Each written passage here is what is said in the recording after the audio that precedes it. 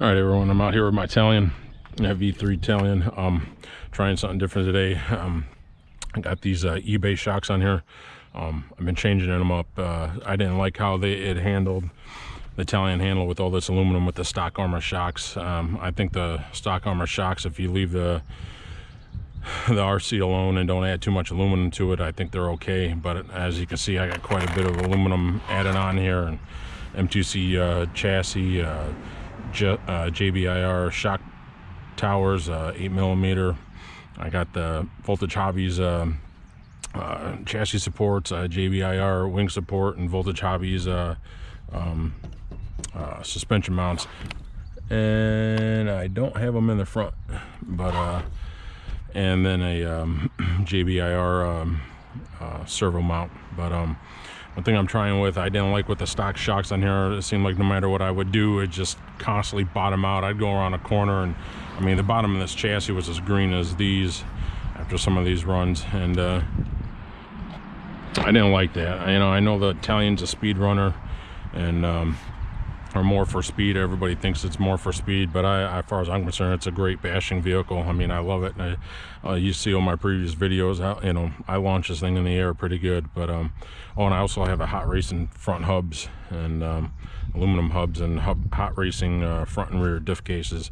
I did buy these shocks off of eBay. These are the wonderful $50 eBay shocks for, I believe, the Tailon, Creighton, and Outcast. I put them on here last fall, and they were really stiff. I mean, I didn't do anything to them. All I did was mount them up here, try to get the right height. But I mean, this thing was just sitting way up here, and the A-arms were really bent, and I didn't really want to do that to this, and I couldn't drive it. I mean, I go around a corner slow as slow can be, and it just tipped. So I kind of played with it on and off during the winter. I didn't really go at it too much, but since I got some time off now, I decided to mess with this. And one other thing I ended up doing is I pulled these apart, and actually I had I know in a previous video I said something about M2 Racing shock caps. I wasn't a fan of them. The one thing I am a fan of from those are the pistons. They have the I don't have any to show you, but they have a O-ring around the pistons. That's something I really liked. I feel that is an upgrade from the stock Arma pistons, where they're just plastic grinding against the shock body. The other thing I liked about these were just the 4.5mm shock shaft. I mean, this being pretty much a heavier, 2 pounds, I think it was, 2 3/4 pound edition, or something like that. I can't remember right now. It was a difference. I noticed the difference, and I know not everybody's going to notice a difference when they start adding aluminum, but I noticed. Oh, I forgot the GPM steering pieces and parts, servo saver and links. This was off a part of an Outcast I had. But one thing I did different with these is when I took the pistons off, took them apart, I noticed the pistons only had one hole in them instead of a bunch of different ones. So I got the idea is I took them apart. I took my other set of M2 Racing shock caps that I didn't use, and I had to bore the hole out, the mounting hole, and I put the pistons in these shocks, and they fit really good. They fit perfectly. And after I bored the mounting hole up to mount into the shock shaft, I put a washer in between, metal washer in between both of them. I had to be patient bleeding the oil in here. It took, or not bleeding, bleeding the air out of these shocks. It took a little bit, which was no big deal. I had all the time in the world to take care of it. But I have noticed a difference putting these on here. It's a lot light, not as stiff, obviously. It does feel a lot different. I left the rear or the front shock springs on. These are pretty stiff versus the stock Arma ones, but on the back I put rear, I think they're either Creighton or Outcast shocks, and they fit. They're a little snug coming around here on the seats, but they're fine. They're quite a bit shorter too. These shocks are quite a bit taller than the stock Arma shocks. I think they're about an inch taller, but hopefully I think they'll be all right. I can just tell the way this thing sits now. It's a lot different. And the other thing is too, I get quite a bit of chassis slap. I could bring it over here and just, it does drop. I know it's quite a bit worse before I done this.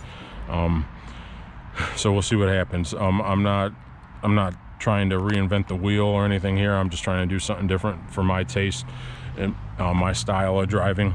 I know everybody's different. I know everybody's got a different style of driving. I know some people might not agree with what I'm doing, or I really don't care. This is just what I've done. This is the difference I've seen. I'm going to get bashing with this. I want to say too, I don't want to get into a aluminum weight war with anybody. I don't. I think all these aluminum pieces and parts from all these different companies are great. I don't think there's anything bad. The only negative thing I come across was the M2C shock caps. I'm not really a fan of them. I get the purpose and I understand it, and I've said it in another video before, but I think a lot of the stuff, I have all the droop screws and everything, and you can see that in there. I think that's a great idea. You know, these chassis are great, either M2C Racing or the JBIR stuff. You know, it's good stuff. Nothing here is junk, and this is just something different I'm doing. Like I said a second ago, this is just for me, my driving style, how I do stuff. I do a lot of, everything I do is a flat landing, and there's nothing I land on the downside of anything unless it's a downside of the garage roof. But you know, this has been my baby. I like this. I like to see what this will do. Unfortunately, I'm like I've said in previous videos, I'm just down to 1 4S pack, and my last Truckified Typhon bashing video, my GoPro mount broke. It just sheared right off at the landing, so I'm going to do a head mount cam and we'll see how it goes. I am going to run my Creighton body on here. My Talion's getting a little beat. Talion body's a little bit beat up, but see how it goes.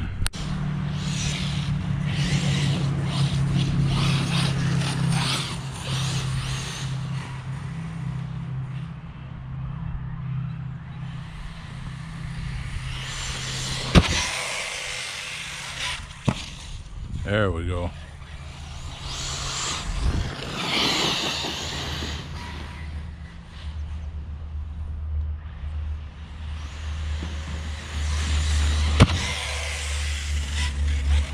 Oh, that was a hard nose landing.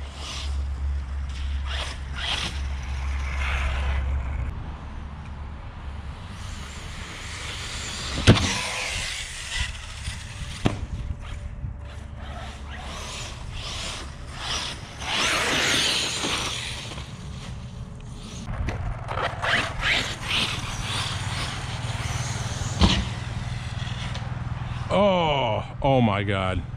I hope I got that on camera.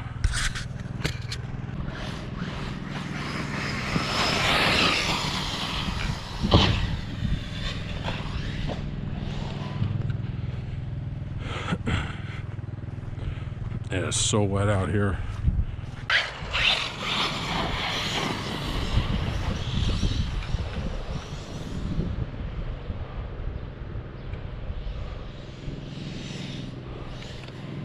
Ooh.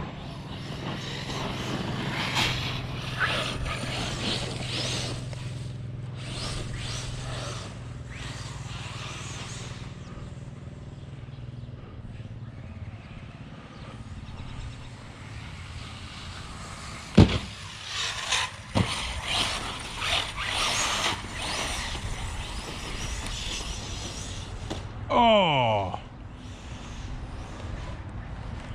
If that didn't break something.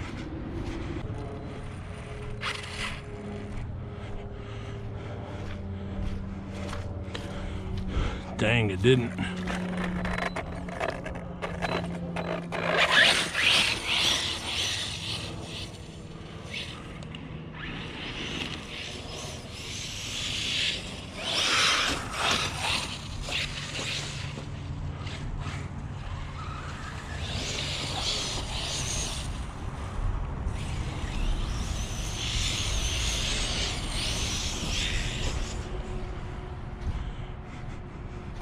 Everyone, I just got done bashing this, cleaned it up, soaking in some oil now.